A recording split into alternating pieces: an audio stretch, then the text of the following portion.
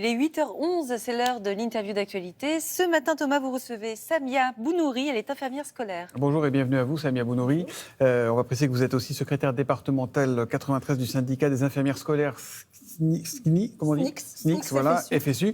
Mais ce matin, c'est de toute façon votre témoignage de terrain qui nous intéresse. Le Parlement doit voter définitivement cette semaine, l'Assemblée l'a fait, le Sénat doit le faire demain, je crois, une proposition de loi qui vise à renforcer le contrôle parental sur les moyens d'accès des jeunes à Internet. Quelle est, à hauteur des classes que vous voyez, la situation aujourd'hui ?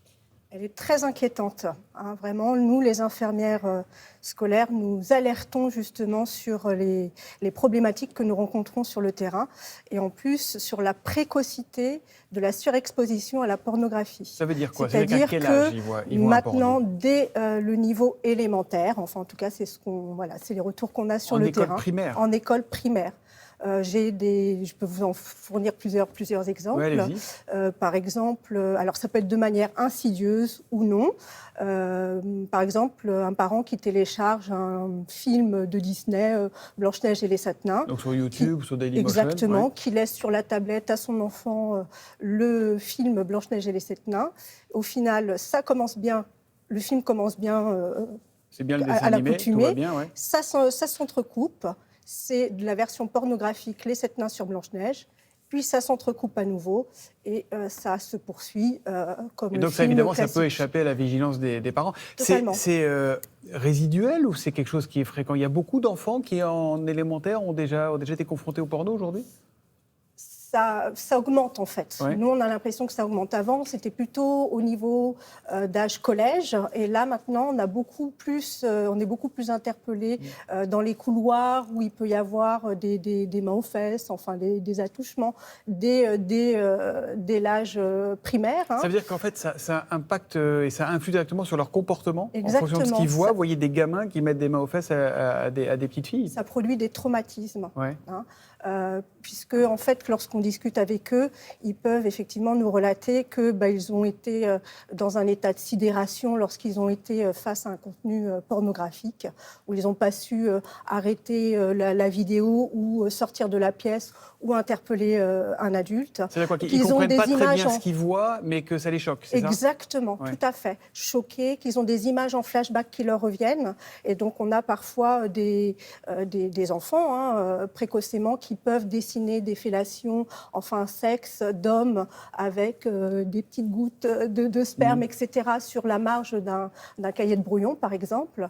Et effectivement, quand on discute après avec eux, en individuel, on se rend compte qu'effectivement, ils ont été confrontés à des images pornographiques. Donc on voit bien comment vous êtes alerté, parce qu'évidemment, si l'instituteur ou l'institutrice voit ces dessins, il vous prévient.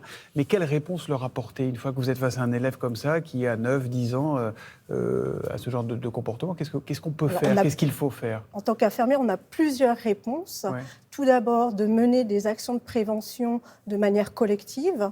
Donc, ça peut être autour de la puberté, le consentement, autour du sexisme, des dangers d'Internet. Ça, c'est vraiment quelque chose de nouveau, moi, par exemple, que je mets en place dès l'école primaire. Voilà. Et donc, c'est afin de libérer la parole. Et ensuite, ça permet à nos jeunes de pouvoir venir nous voir d'eux-mêmes en consultation infirmière individuelle au sein des infirmeries. Ils sont réceptifs à ça ? Vous sentez qu'ils comprennent ? Parce que c'est pas simple pour vous de parler à un gamin de 9 ans pour lui parler de ces choses-là, non ? Exactement, c'est quelque chose de tabou. Ouais. Les parents, c'est vraiment, en tant qu'éducation parentale, c'est compliqué pour les parents parce que c'est un sujet tabou. Et donc justement, nous, on est là pour libérer la parole,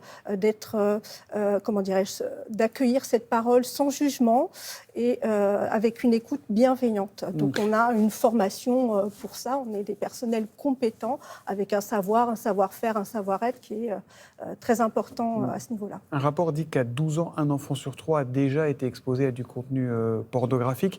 Est-ce que ça joue sur leurs rapports sociaux entre eux ? Vous nous parliez des mains aux fesses qui peuvent arriver. Est-ce que ça transforme leur comportement ? Complètement. puisque parfois ils peuvent, par exemple dans la cour de récréation ou dans les couloirs, mimer derrière un autre élève une sodomie.